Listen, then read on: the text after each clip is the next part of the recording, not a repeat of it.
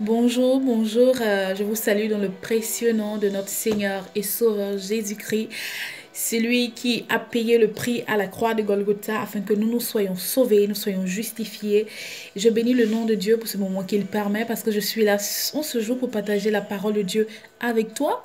Et je prie que le Saint-Esprit de Dieu dispose ce temps, dispose ce moment pour que cette parole vienne toucher nos cœurs, vienne nous aider à grandir avec le Seigneur.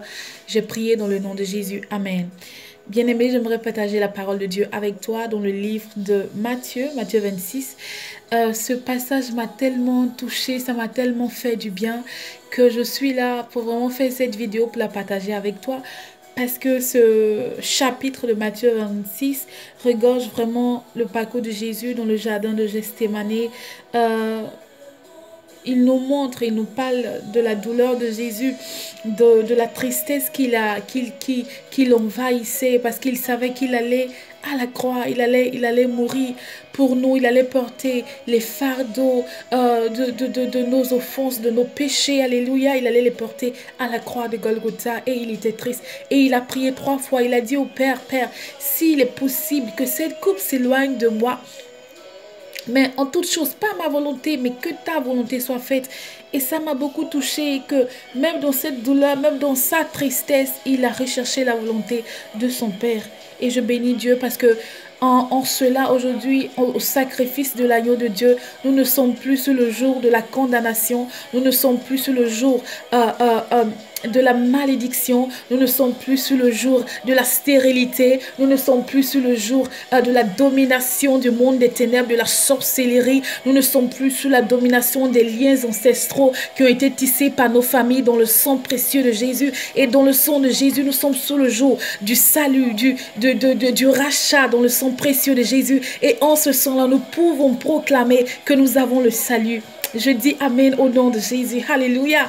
J'aimerais partager. Et il y a un autre chapitre dans toujours un verset, je voulais dire, excuse-moi, dans le chapitre 26 au verset 30 où Jésus déclare à ses disciples, il dit, cette nuit même, au verset 30, je lis la parole de Dieu, après avoir chanté des cantiques, ils se rendirent à la montagne des Oliviers. Alors Jésus leur dit, je serai pour vous tous cette nuit une occasion de chute. Jésus le déclare à ses disciples parce qu'il est omnipotent, il est omniscient, il sait toutes choses. Et je vois qu'au verset 33, Pierre prend la parole et Pierre déclare. Il dit, quand tu serais pour tous une occasion de chute, tu ne le serais jamais pour moi. Et au verset 35, il dit, Pierre dit, quand il me faudra même mourir avec toi, je ne te réunirai pas.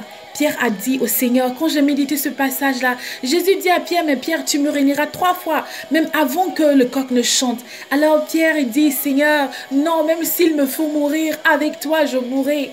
Je mourrai. Et quand j'ai lu ce passage, j'ai dit, mais c'est pas que Pierre n'aimait pas le Seigneur. C'est pas que Pierre ne voulait pas vraiment suivre le Seigneur avec toutes ses forces, avec tout vraiment son désir, avec tout le zèle qu'il avait. Mais bien aimé, cette situation se confronte à toi et moi. J'ai dit, mais Seigneur, que ta parole est puissante, que ta parole est merveilleuse.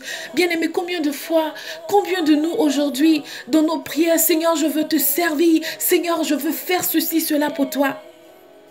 Alléluia. Le Seigneur qui est souverain, il sait toutes choses d'avance. Alléluia. Il sait que peut-être devant, dans une situation, dans un contexte, on pourra chuter, on pourra perdre la foi. Alléluia.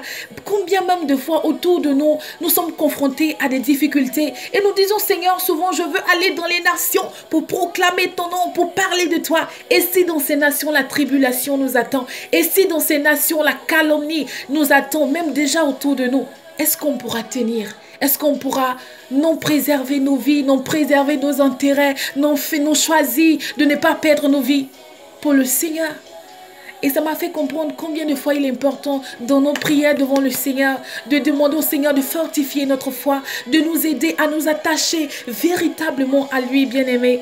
Et cette parole m'a fait tellement de bien, je n'ai pas voulu la garder pour moi seule, j'ai voulu la partager avec toi. Et que dans tes prières, souviens-toi de ta foi, souviens-toi de prier sincèrement devant le Seigneur pour que le Seigneur te donne la force durant tout ton parcours, durant toute ta vie, de rester fidèle à lui.